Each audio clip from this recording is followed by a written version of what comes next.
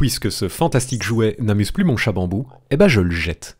Tu sais ce qui se passe ensuite, Bambou? Je vais traîner le sac poubelle devant la maison, aller dormir, et pouf, le sac aura disparu au réveil, embarqué par les éboueurs. Bon, et eux, ils en font quoi? Si j'en crois Internet, la Belgique serait l'un des meilleurs élèves d'Europe en ce qui concerne le recyclage. Donc sûrement que le sac va être traité dans un centre et ton jouet transformé en autre chose, du genre un pull ou un gâteau au chocolat, pas vrai?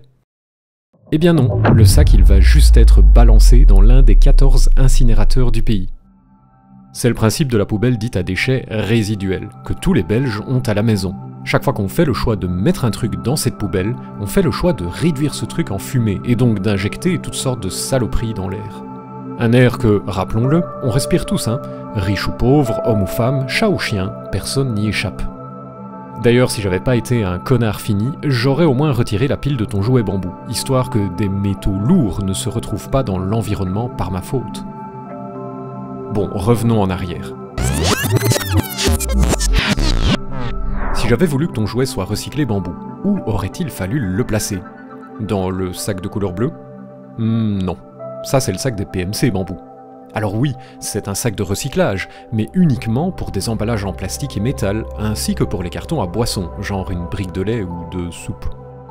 Ton jouet, qu'il soit en plastique ou pas, c'est pas un emballage. Il n'a donc rien à faire dans le sac des PMC. Tu peux l'y mettre quand même, mais le seul effet sera de compliquer le travail normal du centre de recyclage. L'emballage en plastique autour du jouet au moment de l'achat, en revanche, pas de problème, tu peux le mettre dans le sac des PMC. Il sera recyclé. C'est pareil pour des trucs comme les filets à orange, les barquettes en alu et en plastique, les boîtes de conserve et canettes, les bouteilles et leurs capuchons en plastique, les boîtes en métal pour les biscuits, les gels douche, les bonbonnes de lac ou de crème fraîche, même les films à bulles et les sacs de terreau y passent. L'important, c'est que ce soit un emballage et qu'il soit vide. Pas rincé, juste vide. Voyons voir si tu as compris Bambou. Cet emballage de chips, qu'est-ce que j'en fais? Oui, dans les PMC. Et cette farde en plastique? Ah non Bambou, c'est peut-être en plastique, mais c'est pas un emballage, donc ça ne va pas dans les PMC. Et ta grande sœur Cajou? Même chose, c'est pas un emballage, donc elle ne va pas dans les PMC. Attention Bambou, ne va pas croire que tous les emballages en plastique et métal finissent dans le sac des PMC pour autant. Il y a des exceptions notables. Déjà, les plastiques biodégradables. Ils ne sont pas conçus pour être recyclés et ne doivent donc pas être envoyés dans les centres de recyclage. Ensuite des trucs genre le blister de médicaments vides. Ces emballages sont composés de plein de couches et sont trop chiants à recycler.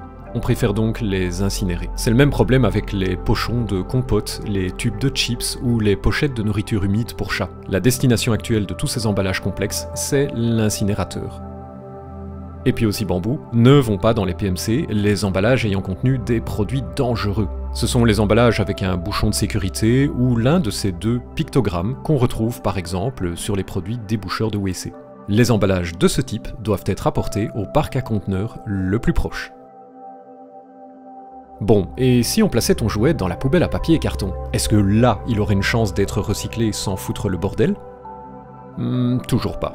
Dans les papiers et cartons, on peut mettre des post-it, des livres, des magazines, même s'il y a des agrafes, des enveloppes, même s'il y a une fenêtre en plastique. On peut même y mettre les cornets de frites et emballages de pizza s'ils ne sont pas trop sales. Mais des jouets qui ne sont pas en papier ou carton? Non. Attention Bambou, on n'y met pas non plus les mouchoirs, le papier toilette, les serviettes ou l'essuie-tout. Ces trucs-là, c'est un peu comme le plastique biodégradable, c'est pas prévu pour être recyclé. Et si on mettait ton jouet dans une bulle à verre? Raté à nouveau. Le principe, c'est de mettre dans ces bulles uniquement les bouteilles, bocaux et flacons en verre, sans bouchon, sans couvercle, sans pompe. Même si ton jouet avait été un bris de verre, de miroir, une assiette ou un verre cassé, c'est pas là qu'il faut le mettre. La vérité Bambou, c'est que ton jouet, il n'y a rien de prévu pour son recyclage. En gros, je te l'ai acheté, toi et ta grande sœur avez joué avec pendant 3 jours, on a bien rigolé, et maintenant il va finir à l'incinérateur. Ma bonne résolution cette année, c'est d'éviter ça. C'est-à-dire que je veux limiter mes déchets résiduels. Ce que je vais faire, c'est penser en amont aux déchets générés par mes achats. Par exemple, et puisque leur emballage n'est pas recyclable, exit les chips en tube. Exit aussi tes pochettes de nourriture humide Bambou. Oh, ne t'inquiète pas, je t'achèterai autre chose à la place, je veux juste que l'emballage soit recyclable. En aval, je vais aussi tout faire pour prolonger la vie des objets non recyclables dont je ne veux plus. Je vais les réparer, je vais les échanger, je vais les donner.